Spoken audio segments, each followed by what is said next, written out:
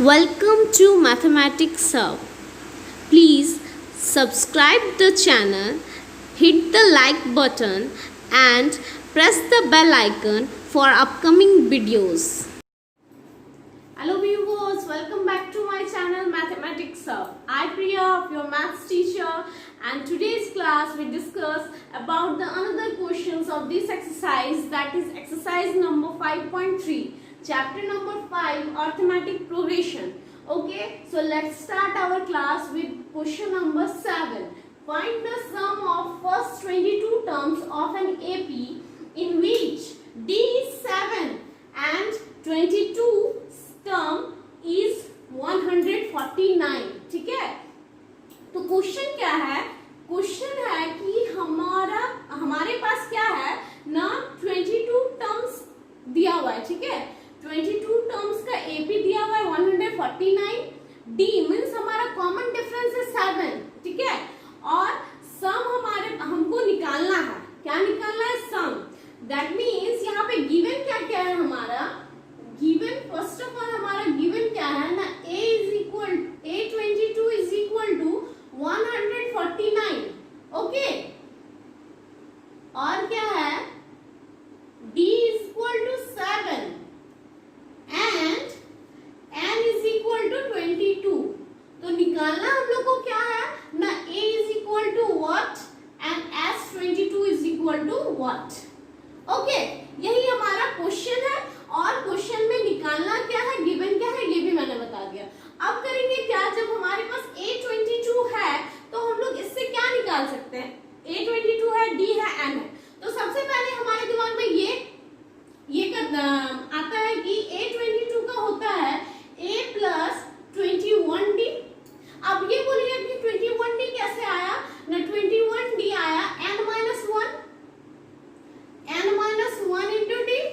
तो क्या हो जाएगा? A plus 22 minus 1 into D, that is A plus 21 into 7. यही होगा. अब हमारे पास क्या आ गया ना, A22 दिया हुआ है 149. तो 149 is equal to 22 into means 147 plus A. तो A इज इक्वल टू हो जाएगा 149 माइनस 147. ना क्या किया हम लोग कि राइट हैंड साइड में A के साथ ये पॉजिटिव में था, तो हम लोग जब लेफ्ट हैंड साइड भेज दिए तो हमारा क्या हो गया, ये नेगेटिव में आ गया. तो A इज इक्वल टू हमारा 2 आ गया. ठीक है, A क्या आ गया हमारा 2. जब A हमारे पास आ गया तो S22 का फॉर्मूला क्या बन जाएगा? n/2 A plus an. यही होता है, an को L भी लिखते हैं हम लोग, ये भी पता है हम लोग को. अब n हमारा है 22 n है बाई 2 इंटू 2 प्लस 149. 2 1 जा 2, 2 11 जा 22. 2 से 22 तो कट गया, क्या बचे 11 इंटू 151. आंसर क्या आ गया 1661. S22 क्या आ गया 1661. तो बहुत ही सिंपल था, बस हम लोग an का फॉर्मूला लगा के a निकाले, मींस फर्स्ट टर्म निकाले, और फिर हमारे पास जब फर्स्ट टर्म और लास्ट टर्म गिवन है तो S22 some of nth term भी निकल जाता है, तो सम ऑफ 22 टर्म्स भी निकल गया. तो pause the video, note it down. इसके बाद हम लोग देखेंगे क्वेश्चन नंबर 8. अब क्वेश्चन 8 देखते हैं. Find the sum of first 51 terms of an AP whose second and third term are 14 and 18 respectively. Question क्या है? क्वेश्चन है कि हमको क्या निकालना है, 51 टर्म्स का सम निकालना है, और हमारे पास गिवन क्या है ना, सेकंड टर्म. ठीक है, सेकंड एंड थर्ड टर्म हमारा क्या है ना, 14 और 18 गिवन है. ठीक है, 14 और 18 हमारा सेकंड और थर्ड टर्म्स मींस गिवन हमारे पास क्या है, गिवन हमारे पास है A second is equal to 14 and A third is equal to 18. दो चीज हमारे पास गिवन है. तो अब हम लोग सम कैसे निकालेंगे, क्या लगाएं कि सम हमारा आ जाए?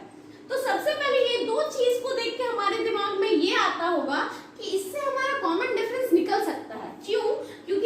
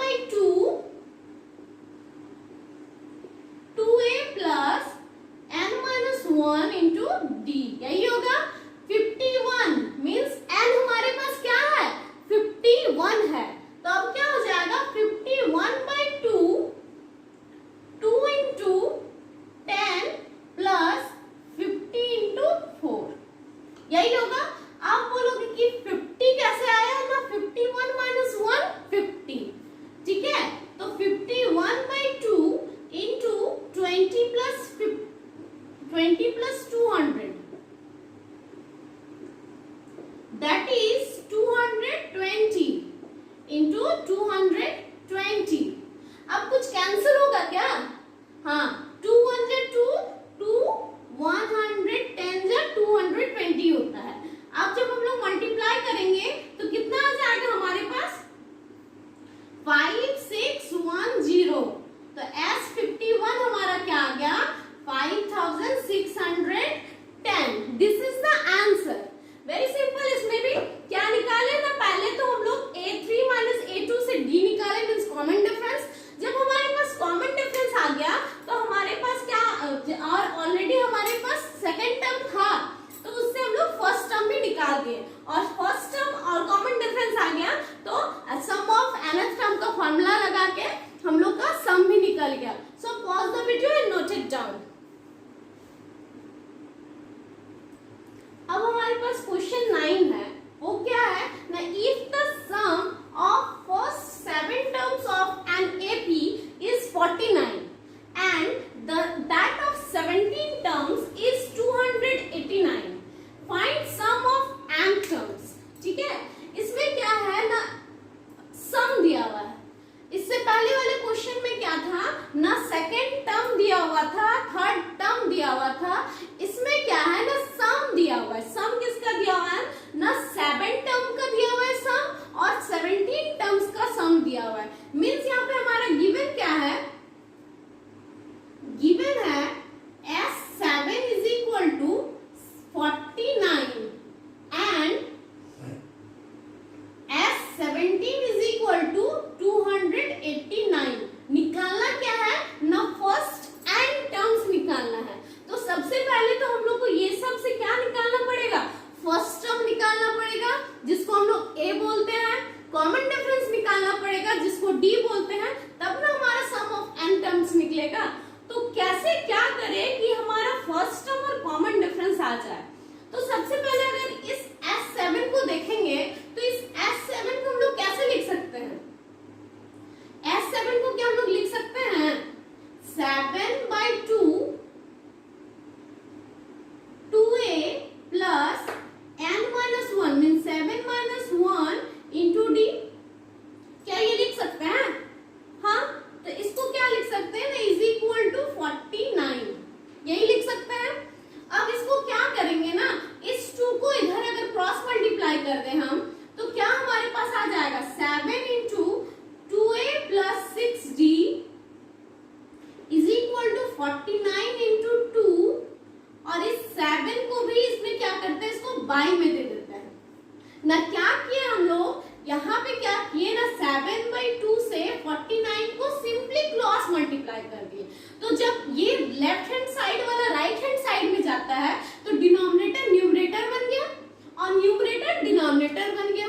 तो अब क्या करेंगे, इसको जब हम लोग सॉल्व करेंगे तो हमारे पास क्या आ जाएगा, 2a plus 6d is equal to 7 1 जा 7, 7 7 जा 49 मींस 14। इसको हम लोग इक्वेशन 1 मान लिए।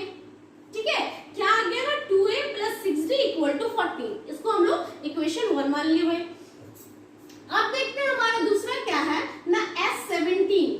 ठीक है, तो S17 को भी हम लोग क्या लिख सकते हैं, 17/2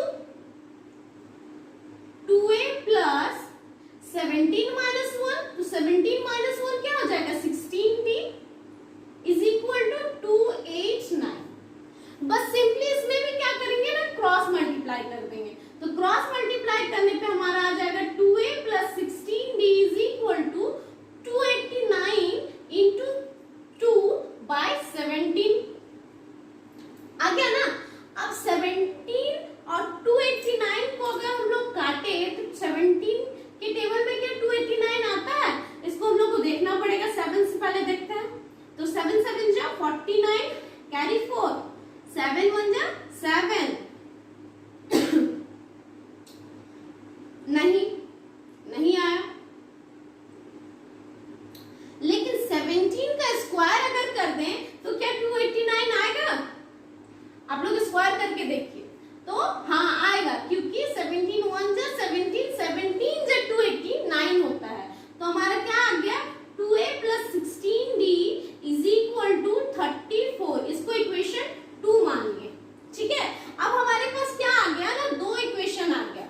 क्या क्या आया ना, 2a plus 6d equal to 40, 2a plus 16d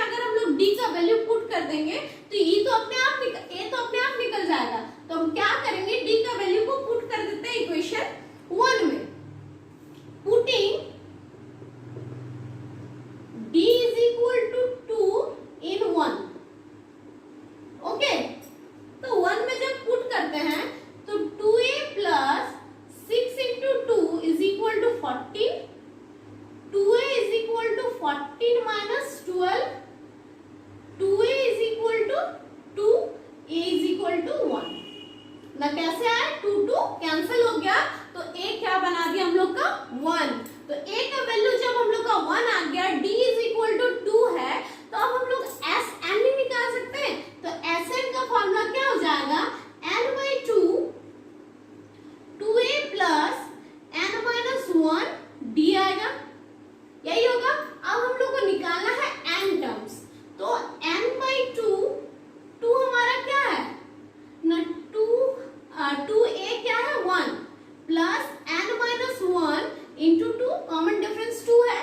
अब जब सॉल्व करेंगे तो n/2 इंटू 2 प्लस 2n-2 यही आएगा।